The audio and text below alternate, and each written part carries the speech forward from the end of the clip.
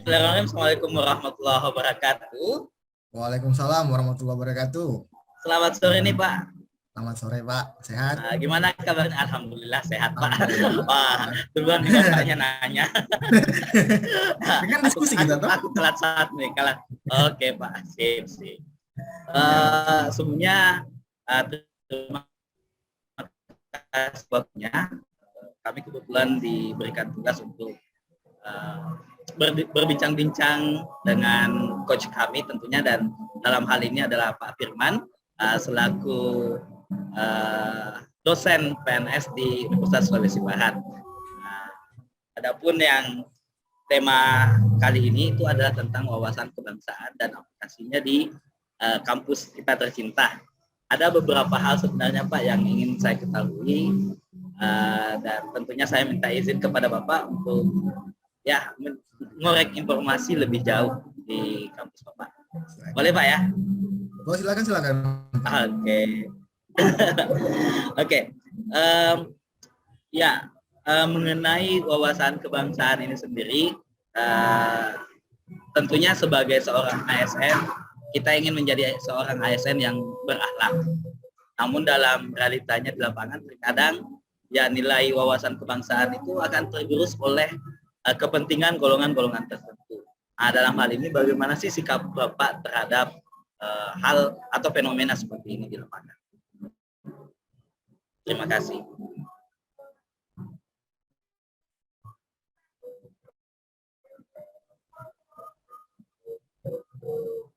Maaf Pak Asdar, ini tadi wifi-nya di rumah bermasalah, jadi saya join pakai HP saja ya. Nggak masalah. Siap Bapak. Siap, nggak masalah. Minta maaf, diulang dari awal saja Pak Asdar. Iya Pak Asdar. Oke. Ya, benar Pak. Jadi kita kan sebagai ASN tentunya kita ingin menjadi seorang ASN yang berakhlak. Namun dalam realita di lapangan terkadang nilai wawasan kebangsaan itu sendiri tergerus oleh kepentingan golongan tertentu. Sekarang menurut Bapak gimana sih pandangan Pak terhadap hal atau fenomena seperti ini? Terima kasih. Oke, Pak. Jadi gerusan-gerusan terhadap ideologi itu adalah hal yang wajar dan sering kita temui. Itu memang sudah dinamika kehidupan sebenarnya, normal-normal saja. Nah, bagaimana kita menghadapi itu? Jadi yang pertama adalah memperkuat diri. Ya. Jadi kita senantiasa membentengi diri. Jadi jangan sampai misalnya ada ideologi-ideologi yang tidak bagus, kita mendapat paparannya, itu yang perlu kita melakukan membentengi diri ceritanya. Jadi pertama itu selalu mengupdate, selalu mengulang-ulang mungkin, selalu mencari informasi terbaru mungkin terkait wawasan kebangsaan. Kemudian kita bergaul di lingkungan yang dengan orang-orang yang memang bisa didikan teladan, terutama di apa istilahnya, yang terkait dengan wawasan kebangsaan. Jadi itu yang pertama. Jadi kita perlu membentengi diri, kemudian selalu mengulang-ulang membaca mungkin buku tentang wawasan kebangsaan. Jadi kita merefresh ilmu kita. Kemudian yang ketiga, kita perlu bergaul dengan orang-orang yang memang bisa kita teladani dalam hal misalnya yang punya wawasan kebangsaan yang bagus dan punya pemahaman tentang ideologi Pancasila yang bagus. Itu mungkin yang 3 hal sederhana saja mungkin Pak. Jadi mungkin saya tanggapi dikit Pak ya. Jadi ini tentang masalah self defense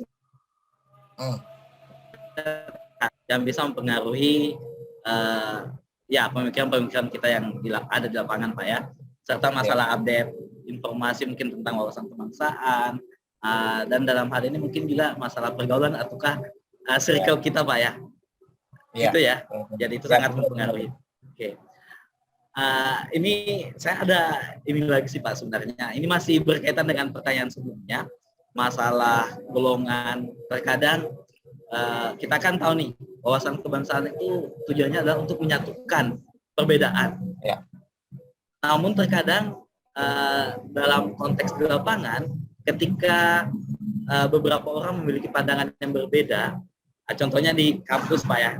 Contohnya di kampus ketika misalkan ternyata pada saat pemilihan dekan atau rektor lah, ternyata mereka beda pandangan.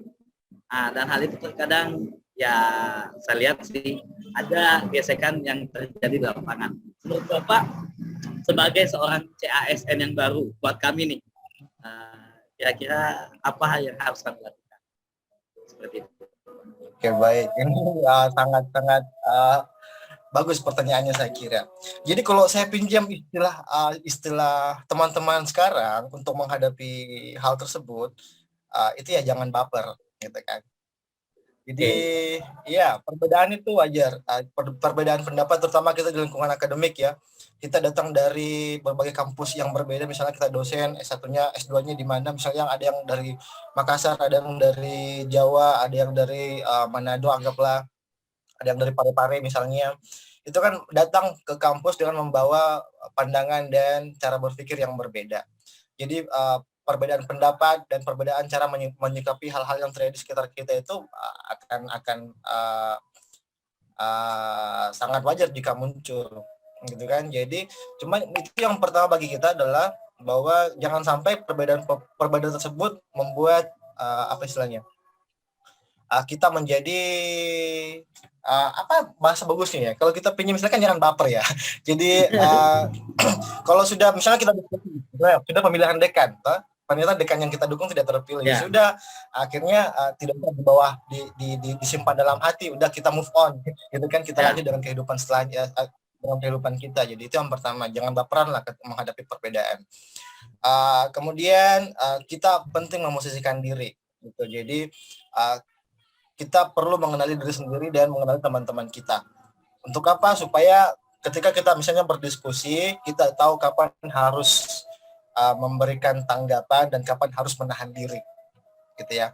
Jadi itu yang penting, self control sebenarnya, Pak. Jadi kita perlu melatih kontrol diri kita supaya tidak terbawa ketika menghadapi sebuah, anggaplah tadi ada diskusi yang di mana kita berbeda pendapat dengan rekan-rekan kita. Itu yang kedua. Jadi itu mungkin sederhana saja. Jadi pertama jangan baper, kemudian yang kedua adalah belajar kendali diri. Jadi untuk menghadapi perbedaan-perbedaan. Ya. Itu saya kira, Pak. Super sekali, simple, tapi ini kayaknya bakalan applicable ketika misalkan memang betul-betul tiap orang itu nggak baper, Pak ya, ketika menghadapi sebuah perbedaan, kemudian merespon di saat yang tepat mungkin, Pak ya. Ya, benar. Dan self control tentunya. Terima kasih banyak Bapak untuk sore ini.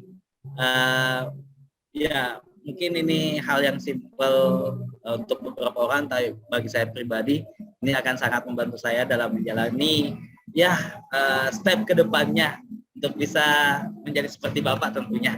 Terima kasih banyak, Pak. Sekian, Pak. Assalamualaikum warahmatullahi wabarakatuh. Waalaikumsalam warahmatullahi wabarakatuh.